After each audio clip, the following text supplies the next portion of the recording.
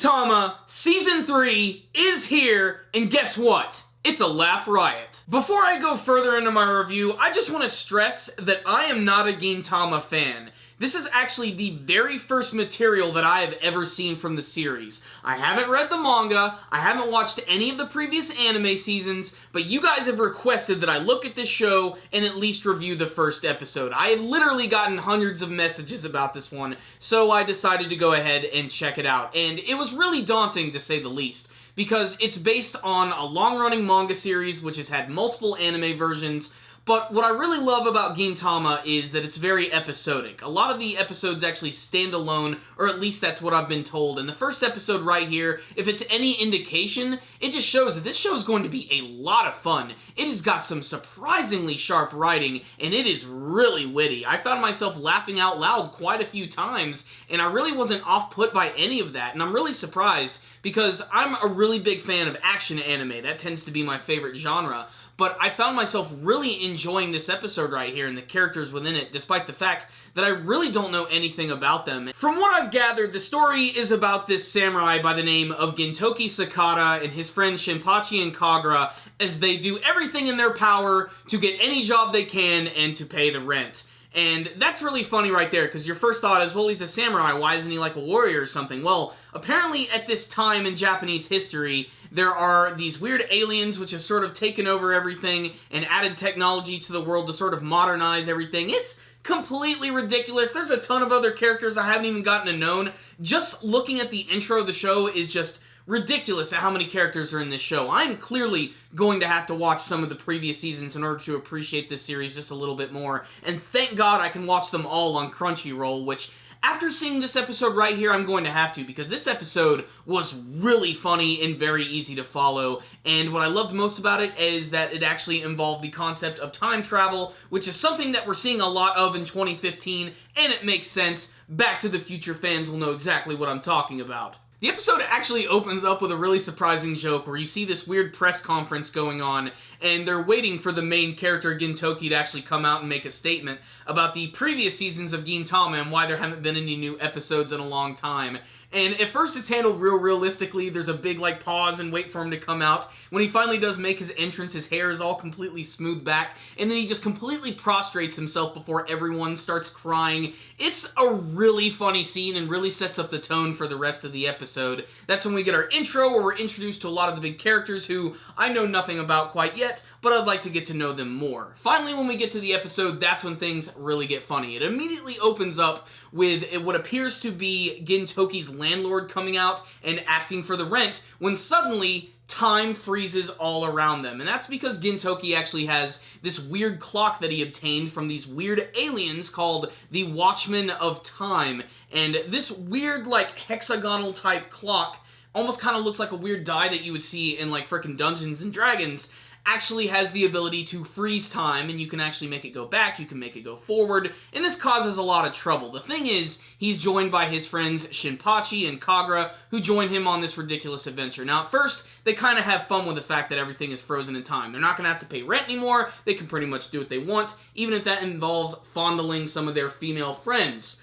Pretty freaking weird. Their best bet at actually fixing the space-time continuum is when they go to see their old friend by the name of Gengai, this old guy with goggles, who I'm guessing is sort of like a mechanical expert, and they have this idea where if they put the clock right in front of him with a note saying to fix it, and then they forcibly push time forward, that as time goes on, he'll actually fix it. The problem is, Gengai is in a state of complete zen as he's constantly picking his nose. And no matter what they do, whenever they move the clock forward, he ends up at his funeral, and then when they bring it back, he's still picking his nose. This is a joke that goes on back and forth, and it gets even funnier with the fact where they actually think he actually does fix the clock at one point. He runs out into the middle of the street, and he's not actually holding the clock, he's actually holding this massive booger nugget that he extracted from his nose. And this scene is funny because Shinpachi ends up actually grabbing this booger, throwing it into this truck, which is actually about to kill Gengai, which is the reason he's been killed this entire time.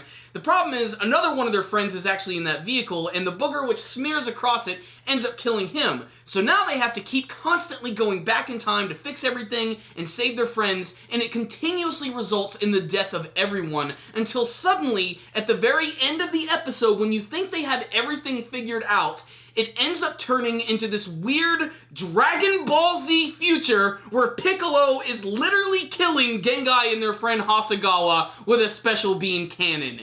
End of the episode. What the hell? All I gotta say is, this episode was really funny, and I have got to see the rest of this show. I've got to read the manga. I've got to see the old anime. It's not too often that I see a comedy anime that I really like, but I really love the style of this one. So, what's the rundown on the very first episode of Gintama Season 3? This was really surprising. I was really afraid going into this episode that I was going to be completely lost the entire time, but I'm glad that they used like the core cast of the series. I'm guessing that's who they are, with Gintoki, Kagura, and Shinpachi. I'm guessing they are going to be like the main trio of the series. And the story was really easy to follow. It was very episodic, and I really hope a lot of the episodes are like this as well. But the intro also sort of implies that there maybe is going to be a small amount of action, but I don't even really want action from this show. If they can manage to make the writing as sharp and funny as it was in this episode right here, I cannot wait to see what they're going to do. On the technical side of things, like animation, it's really nothing too crazy, but it's nice, clean, and consistent. The character designs are cool, and I just need to learn more about this show. You know, I'm still completely in the dark about Gintama. Like I said, I'm probably going to start by looking at the manga version a little bit, but seeing as how Crunchyroll has a lot of the anime version up on there, I'm probably just going to go ahead and start watching on that. I honestly didn't expect this to be as good as it was, but now I can honestly see why Gintama has such a hardcore fan base.